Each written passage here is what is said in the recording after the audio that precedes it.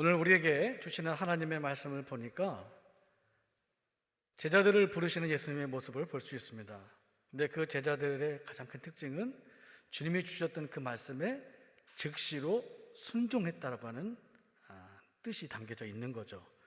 그러나 많은 사람들이 주님의 부르심을 들었다고 해서 즉시로 순종하는 것은 아닌 것 같습니다. 성경의 또 다른 부분에서 어떤 부자 청년이 예수님을 찾아옵니다.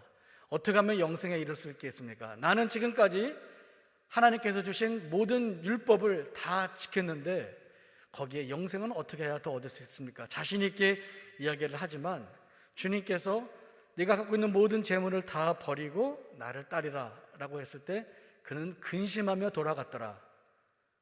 그 재물들을 자기의 삶을 포기할 수가 없었던 거죠.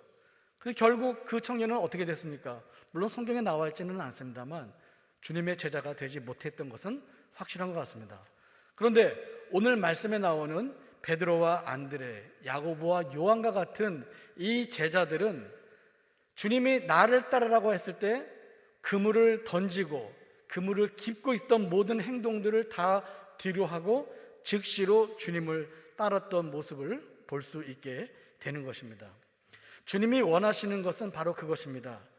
주님이 우선인지 생업이 우선인지를 보기를 원했다고 하는 거죠.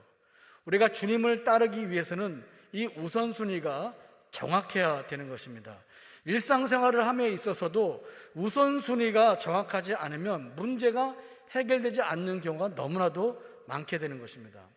주님께서 이 제자들을 왜 부르셨을까요?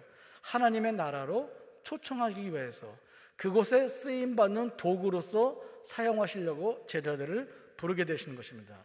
그 일은 곧 사람을 낚는 어부, 영혼을 구하는 일에 이들을 쓰시고자 했다라고 하는 거죠.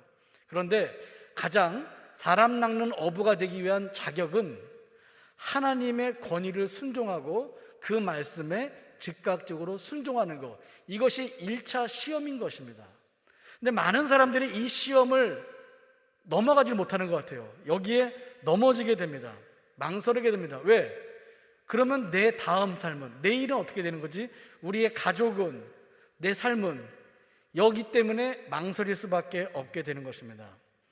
누구나 할 거 없이 새로운 일을 시작한다고 하는 것은 좀 신중하게 생각을 해야 될 것이고 가족들과 의논도 하고 여러 가지 전문가의 얘기를 들어야 되지만 주님의 말씀에는요, 그것보다도 우선시 되는 것이 있다라고 하는 것입니다. 그래서 그분들은, 예수님의 제자들은 하나님의 사역에 동참되는 큰 역사 가운데 그 한복판에 서 있을 수 있게 된 것이고, 또 다른 많은 자들은 주님의 부르심 속에서도 응답하지 못하여서 그냥 그런 사람들로만 성경에 기록되어진 것을 보게 되는 것입니다. 주님은 인자하십니다. 그리고 인내가 많으신 분입니다. 용서가 많으신 분이에요. 70번씩 7번이라도 용서해 주라고 하는 분이 바로 우리 주님입니다. 그런데 하나님의 부르심에 대해서만큼은 너무나도 단호하게 말씀하고 있습니다. 지금 아니면 안 된다고 하는 겁니다. 집에 가서 상담하고 얘기하고 올게요. 이것도 안 된다고 하는 것입니다. 그만큼 단호한 것입니다. 하나님의 말씀의 즉각성이 바로 여기에 있게 되는데, 하나님의 뜻에, 주님의 뜻에 따르고자 할 때는 현재 나의 상황, 나의 감정, 경험, 지식, 이것을 다 내려놓아야 되는 것입니다. 먼저 주님이, 하나님의 말씀이 우선적으로 되었을 때 하나님은 그 모든 것을 채워주게 되는 것입니다. 현재를 버리면 현재와 미래가 우리의 것이 된다고 말씀하고 있는 거죠. 나의 삶 속에서 가장 우선시 되는 것은 무엇입니까? 나의 건강입니까? 아니면 나의 가족입니까?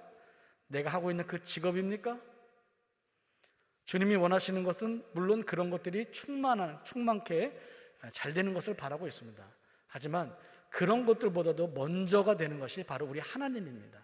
하나님의 말씀이고 주님이시고 그것이 바로 교회인 것입니다.